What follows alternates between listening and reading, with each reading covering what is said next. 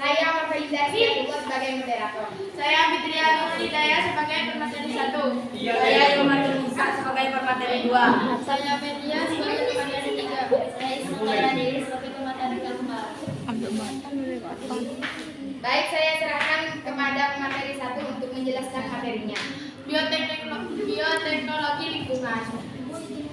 Penggunaan prinsip-prinsip mikrobiologi untuk mengatasi berbagai macam permasalahan lingkungan, contohnya seperti 1. Pengolahan limbah dari industri dan domestik. 2. Peningkatan kualitas air bersih dan air minum. Yang ketiga, restorasi alam yang terdegradasi akibat limbah B3. Yang keempat, pencegahan penyebaran patogen melalui air. Terminologi. Kontaminasi vs polusi. Kontaminasi keberadaan zat asing atau peningkatan kandungan zat-zat di dalam lingkungan sehingga konsentrasinya melebihi kadar alamiah dalam lingkungan. Polusi, masuknya senyawa atau energi baik secara langsung maupun tidak langsung dikarenakan di tangan manusia yang memiliki dampak negatif terhadap makhluk hidup atau kualitas lingkungan secara umum. Air sada atau hard water disebabkan oleh kandungan mineral kalsium dan magnesium. Dampaknya, kerap pada keran air penggunaan deterjen menjadi kurang efektif, kain menjadi kabur ketika dicuci menggunakan air sada dan lain-lain. Tidak berbahaya bagi kesehatan, bahkan Gizi Nasional Research Council menyatakan dapat membantu kurangnya asupan harian mineral Ca dan Mg bagi manusia. Baik, materi selanjutnya akan dilanjutkan oleh materi 2. Polusi badan air oleh 1. Sampah, terutama plastik, terutama limbah padat. Yang kedua, pembuangan limbah cair industri tekstil zat warna. Ketika kontaminasi, limbah-limbah tersebut memiliki dampak negatif baik bagi manusia, flora fauna maupun lingkungan, maka disebut sebagai polusi. Bentukan polutan lingkungan. Berdasarkan wujudnya, polutan lingkungan dapat dikategorikan menjadi gas, liquid, cair, atau padat. Gas polutan merupakan polutan yang dihasilkan dari sebuah kegiatan dan diemisikan ke udara. Terdapat beberapa jenis polutan utama dalam udara ambien. Baik, materi selanjutnya saya serahkan kepada pemateri 3.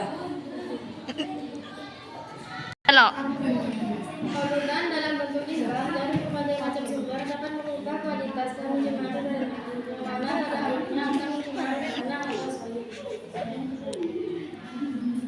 Padatan dan koloid senyawa kimia yang tidak dapat dipisahkan melalui proses fisik akan menyebabkan pencemaran kimia. Senyawa kimia tersebut dapat bersifat organik atau inorganik. Pencemaran kimia juga dapat terjadi karena adanya kandungan senyawa organik larut air. Beberapa contoh senyawa penyebab polusi kimia: asam alkali, logam berat, xenon, asam lemak, dan lain sebagainya. Polutan kimia dapat diolah melalui proses oksida atau proses oksidasi aerobik menggunakan mikroorganisme. Pencemaran fisiologi dapat terjadi jika efluen yang sudah melalui proses pengolahan fisik dan kimia masih menyebabkan perubahan kualitas lingkungan. Dalam hal ini badan air. Sebagai contoh, limbah buangan biasanya berdampak sebagai terhadap warna dan rasa badan air.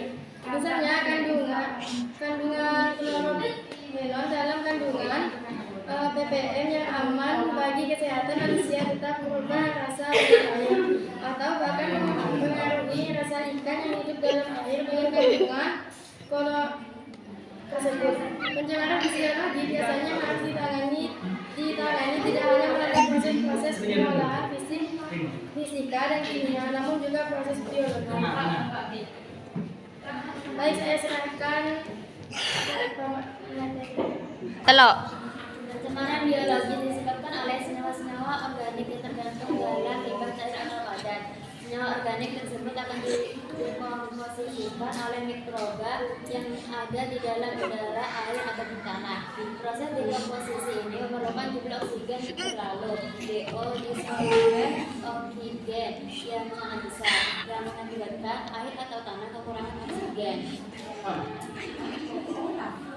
Bangun mutu kualitas lingkungan adalah panduan kebijakan yang mengatur efek dari kegiatan manusia yang menimbulkan dampak bagi lingkungan. Buku mutu lingkungan (BML) berisikan peraturan mengenai ambang batas permisif limit, biasa disebut dengan standar, nilai konsentrasi suatu zat atau senyawa atau elemen yang dianggap aman untuk dibuang ke lingkungan.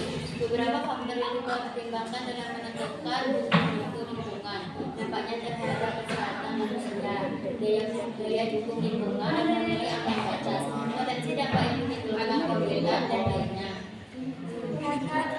Buku mutu kualitas lingkungan ditetapkan sebagai aturan mengenai batas maksimum yang diperbolehkan memiliki konsekuensi hukum. Standar dalam WMKL adalah NAB. Nilai ambang batas, nilai toleransi lingkungan, dan batas daya dukung tidak semua NAB adalah WMKL selama tidak ditetapkan sebagai aturan. Cukup sekian presentasi dari kami. Kurang lebihnya mohon maaf. Wassalamualaikum warahmatullahi wabarakatuh.